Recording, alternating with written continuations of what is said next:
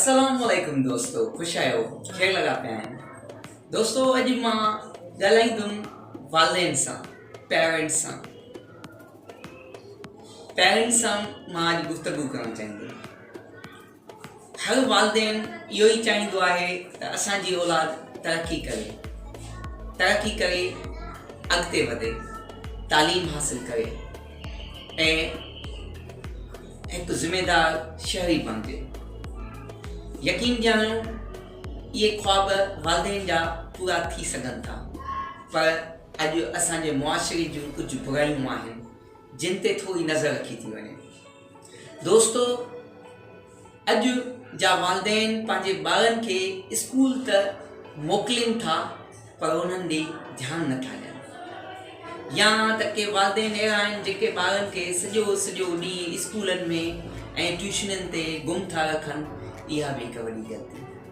T ग़लती त हिकिड़ा वालदेन अहिड़ा आहिनि जेके ॿारनि खे पैसनि लाइ सिकाइनि था पिया, पैसा ॾियनि नथा ॿारनि खे ख़र्ची। चौथी वॾी ग़लती इहा त कुझु वालदेन अहिड़ा आहिनि जेके हद खां वधीक पैसो ॾियनि था। हाणे मां तव्हां सभिनी दोस्तनि खे ॿुधाईंदुमि जेके ॿार पंहिंजनि ॿारनि खे जेके वालदेन पंहिंजे ॿारनि खे स्कूल त मोकिलीनि था पिया, पर उन्हनि ॾे ध्यानु नथा ॾियनि।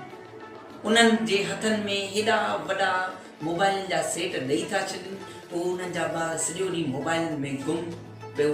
उहे हिकु सुठा जेके आहिनि शागिर्द बि बणिजी नथा सघनि। असां वटि के वालदेन ईंदा आहिनि शिकायतूं खणी।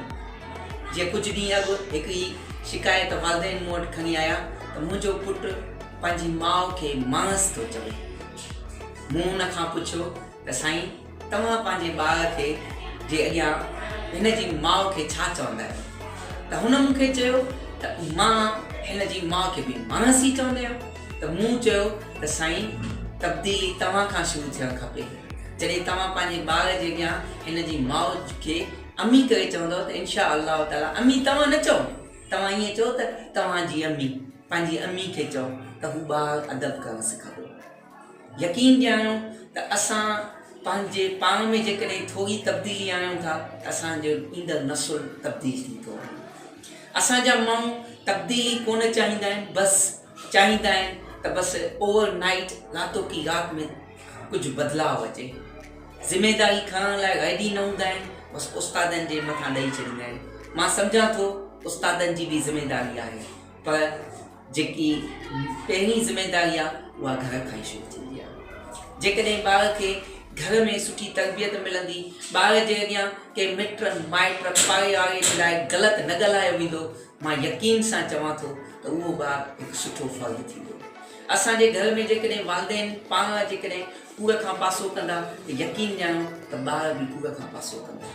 ऐं जेकॾहिं असांजो ॿारु कंहिं वॾे माण्हूअ जी पंहिंजे पीउ माउ जे हथां इज़त कंदे ॾिसंदो त उहो ॿारु बि वॾनि जी इज़त कंदो। दोस्तो, तव्हां पंहिंजे घर जो माहौल मटायो। यकीन ॼाणो तव्हांजो घर हिकु ऑक्सफोर्ड यूनिवर्सिटी आहे।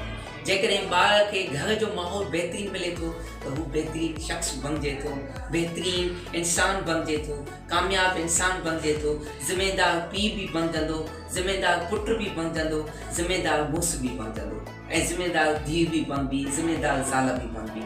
दोस्तो, मां वालदेन खे इहो अर्ज़ु कंदुमि त महिरबानी करे सिर्फ़ु ॿारनि खे घणो पैसो न ॾियो, ॿारनि खे हिकु इख़लाक़ ॾियो, ॿारनि खे उथणी वेहणी ॾियो, ॿारनि जो अदब सिखे, ॿारनि जे अदब ॾे ध्यानु।